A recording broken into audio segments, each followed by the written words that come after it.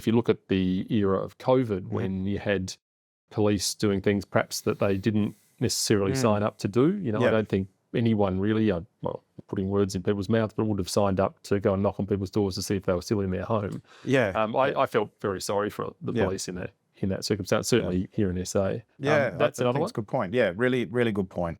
And I think there's a couple of layers to even just the COVID. I remember I wasn't in the police at the time, but I was down the beach and we were with a couple of friends and we were just doing an outdoor sort of boot camp session, and a member of public had called the police on us because they had suspected that we were actually in a gathering that was much larger than just the 3 or 4 of us at the time. They thought we were with another group. So speaking to the police, who had then been tasked to come down and talk to us and almost tell us not to associate with people that, as it turned out, we weren't associating with anyway.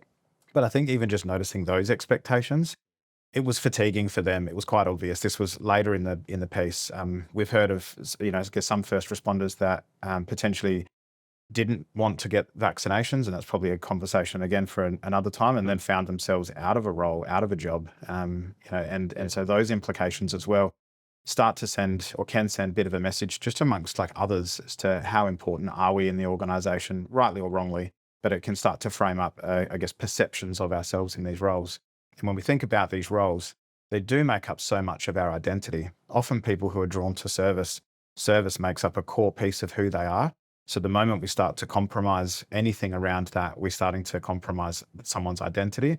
We know it's going to have a significant impact on their mental health and well-being. And I imagine the more that are pushed out for whatever reason, the more pressure there is on those who remain, which then exacerbates the problem again.